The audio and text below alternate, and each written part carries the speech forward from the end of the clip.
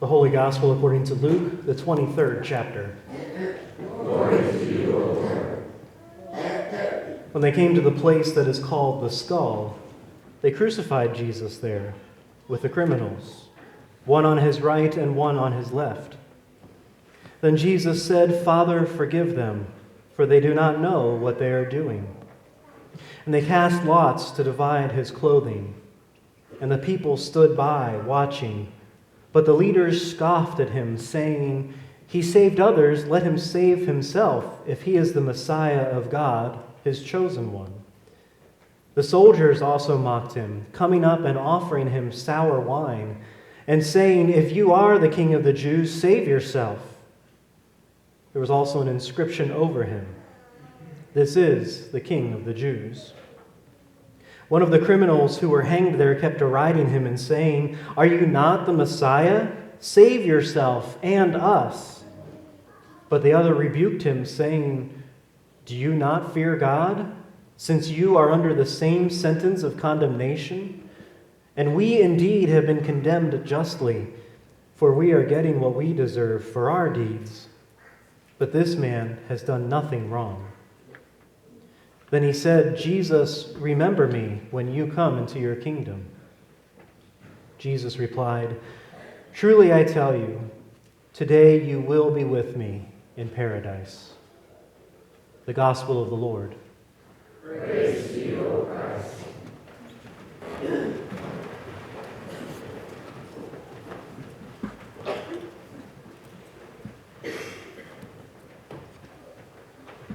$10 billion.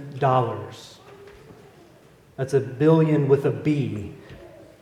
According to market researchers, that is the amount of money that they believe the self-help industry is worth. $10 billion. Apparently, we think we need a lot of help these days. So a quick search through Amazon and Barnes & Noble, through their best-selling self-help books, highlights those titles like The 7 Habits of Highly Effective People, The 5 Love Languages, 12 Rules for Life, 30 Days, Change Your Habits, Change Your Life. Hope you can count. How to Stop Worrying and Start Living, The World According to Mr. Rogers, a whole bunch of books with words in the titles that I probably shouldn't say up here. And the book that is believed to start all of it, a book from 1859 by Samuel Smiles titled, ready for this? Self-Help. Where apparently the opening line to this book says, "Heaven helps those who help themselves." And that doesn't even begin to touch TV shows, blogs, workshops, TED Talks, and everything else that's out there. People are more than happy to take your money so they can tell you how to live. And they've been doing this for a long time. Now, please understand that there's nothing wrong with this desire and this intentional work of trying to improve ourselves. That's what we do all the time. In fact, as I was looking through these lists of self-help books, I noticed the number of the books on there that I actually own. Probably not read, but I own them. Or a lot of books that Kim and I have borrowed from the library in recent years. So we have also contributed to this market share because these resources often hold helpful ideas and different ways to think about work and life, parenting, relationships, all kinds of things. But the sheer size of this industry reminds us that we as a people are all too aware of how far short we fall of the standards of beauty and success and happiness that we've created for ourselves. And it shows how we would give just about anything, pay just about anything, and go to all kinds of extremes to find those 10 easy steps or those 5 new habits that would save us from ourselves. And so as I was writing all of this, I was thinking about how we try to take care of ourselves. I was thinking about the privilege I've had of being able to use a therapist And if that's something you have the need for and have the resources for, I recommend it. But in one of my recent series of visits with this therapist, one of the first questions he would ask me every time was, well, how have you been working on the things we talked about since the last time we met? I was never really good at answering that, because really I tended not to work too hard between visits. And so finally, in one of his last appointments, he said to me, you know, things will never change unless you actually do some of the things we talk about. And what I wanted to say was, but that's your job. That's why I'm coming to see you, so that you can fix me. But I think what I said was, that's a good point. But that seems to be what we're looking for, isn't it? Something that will just fix our problems and our struggles and our pain, just like that. We want to find that best-selling book that will tell us just the right thing to do. We want a therapist who can say the right words and just make us a better person. We want a doctor who can prescribe that right pill and make things all better.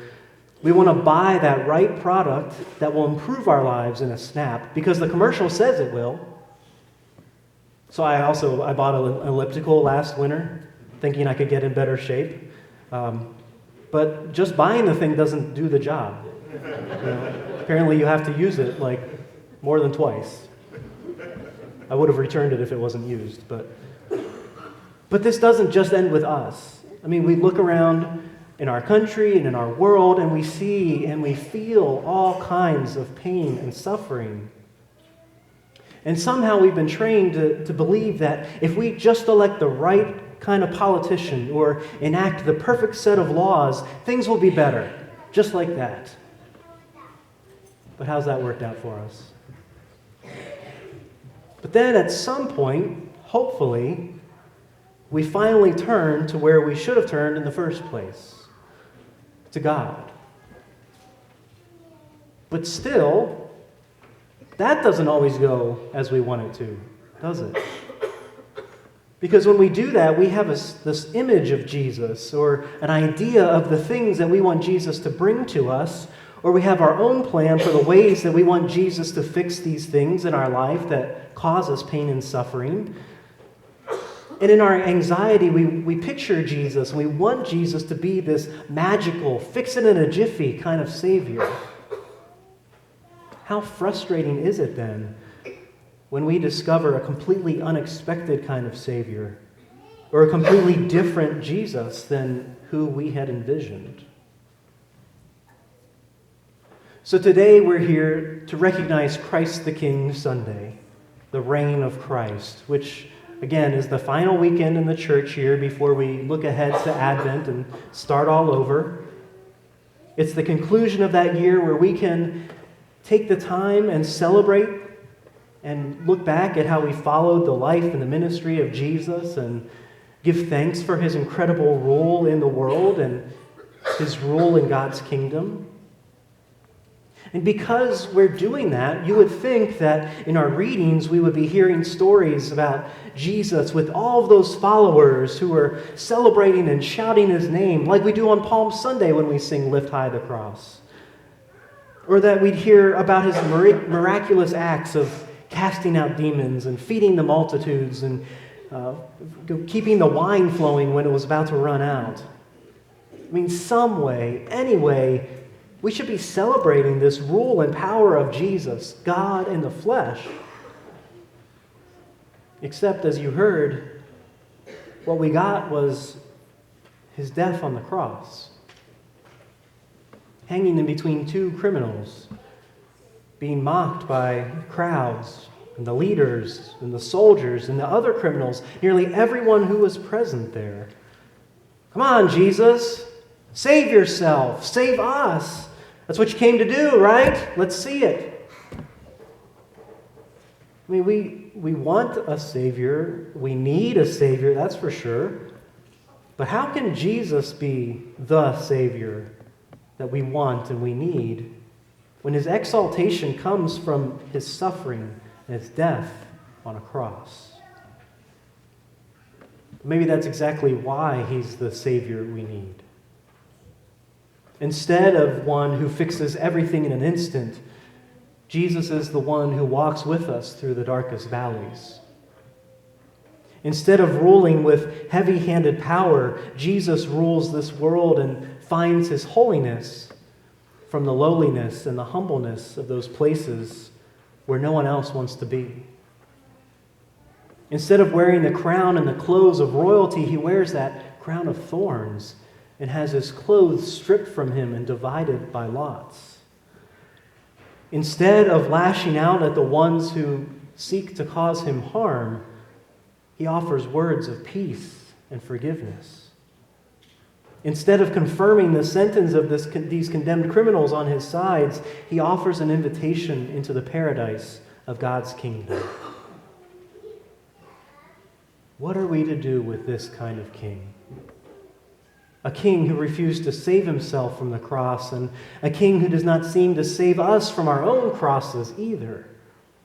What kind of a king is that will allow such suffering to exist in this world? I mean, there are days when it feels like we would be way better off with those self-help books than we would with the gospel of Jesus Christ. What might that reign of Christ look like among us now? This past week, I was out driving, and I got behind a truck. And on the back of this truck, there was a bumper sticker. And the bumper sticker said, "America is a Christian nation." And as I kept driving, I kept thinking about that bumper sticker and what it meant to us, to all of us. And for one thing, I thought that if that statement is indeed true, when I look around and I see the pain and the suffering that exists, and the hatred and the division and the name-calling and the hunger and sickness of children that we allow to go on, I'm embarrassed to call myself a Christian if that's what it's going to look like. Is that what we really think this is? So I continued to ponder that statement, thinking about Christ the King Sunday that was coming up. And I wondered what a land that was truly ruled by Christ as the King would look like. Have you ever thought about that? Might it be a place where the hungry are fed with this abundance that comes from seemingly nothing? Might it be a place where no one is excluded from the table? Might it be a place where the sick are cared for and the lost are not forgotten? Might it be a place where we seek not to be served and be the best, but rather where we humble ourselves into service to one another? Might it be a place where when we do fall short and don't live up to the world's standards, we know that we are forgiven and loved and welcomed into a place of paradise with God? Might it be a place where every person is seen in the image of God, and the only name calling we would do is to call someone child of God? What kind of kingdom would that be? Jesus refused to save himself because instead he came to save us. In those moments where we realize that we cannot save ourselves from suffering, we give thanks for this sort of God who meets us even in the depths of our own brokenness and sin, who comes to us with words of forgiveness and healing. In those moments when we realize that we cannot fix or repair or even help ourselves, when we find ourselves completely unable to do anything more than just cry out, we give thanks for a God who does not abandon or leave us alone in those times. Jesus, remember me when you come into your kingdom, that criminal cried out. When those self-help books and the seminars we fall short, and when we are confronted by our own need for one who is more powerful than ourselves, we can also cry out, "Remember us, Lord. Remake us. Reclaim us." And we will always hear Jesus reply, "Today you will be with me in paradise." Amen.